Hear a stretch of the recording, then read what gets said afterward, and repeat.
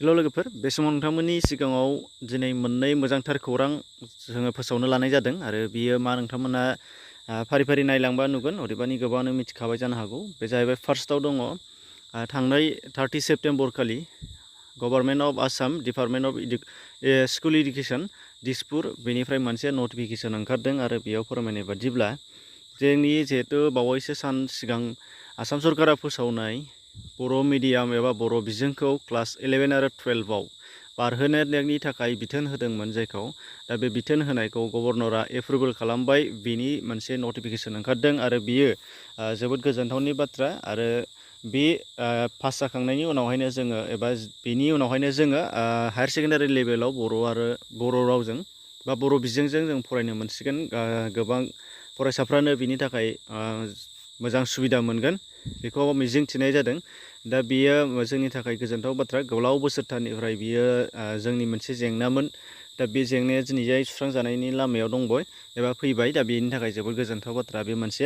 आरो मोनसेया जाहैबाय, नोंथांमोना नुखाबाय जानो हागौ, बे जादों बड'फा उपेन्द्रनाथ ब्रह्मनि बिदानि फिसाज्ला तुलाव ब्रह्म, बिथांनो आसाम लेजिस्लेटिभ एसेम्ब्लियाव सेक्रेटारियेटआव लाइब्रेरि एटेन्डेन्ट महरै ग्रेड 3आव साख्रि थिसननाय जाबाय होनदों। नोंथांमोननो स्क्रिनशट होनाय जादों खौरां बिजोंनिफ्राय।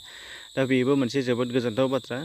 अदेबानि बेयाव बुंनो थाङोब्ला गोबां लेट जाबाय, गोबाङानो बेखौ बुंगासिनो दङ, गोबां लेट जाबाय। नोंगौ, गोबां लेट जादों।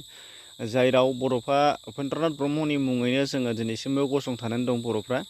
दा बेनियाव आरो बिथां जाय साख्रि मोनदों, दा बिथांनि बैसोखौ नायोबा एबा बिथांखौ नायोबा, बिथांनि न'खरखौ नायोबा गोबाव समावनो मोननांगौमोन। दा जेखि जाया मानो गोलाव समनि सिगाङाव होनो हायाखैमोन बा सुबिदा मोनाखैमोन जानो हागौ बिथांमोना, जायनि थाखाय होनो हायाखै। नाथाय दा बे खेबाव होदों, नायसनदों। बेयो जोंनि थाखाय जोबोद गोजोनथाव बाथ्रा। दा बेबायदि हारिनि थाखाय थैलांनाय मुंख्लं जोहोलावफोरनि न'खरफोरखौ नायनानै बेबायदिनो गोबां बिफानफोराव थिसननो हायोबा जोबोद मोजां। दा बेल' नङा, बड'फाल' नङा, बेबायदि गोबांथार दंबावो जायफोरनि हालोदा जोबोद गाज्रि। दा आरो बिथांमोननि न'खरनिफ्राय बर'फोरनि थाखाय थैथां जुजिलांनाय गोबां मुंख्लंफोर दङ। दा बिथांमोनखौबो जाहाथे उनाव सानफानि सानफा मोनफा मोनफा थिसनलाङो, बेखौसो जोङो मिजिं थिनांगोन एबा आर'ज गाबनांगोन बा जों खावलायनांगोन सरकारखौ।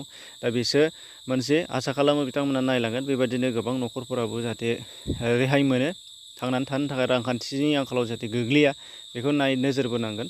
दा बेयो मोनसे जोबोद मोजां खामानि। दा बेखौनो मिजिंथिदों, नोंथांमोनजों लोगोसे बेखौनो शेयार खालामदोंमोन। एसेनोसै, गोजोन्थों।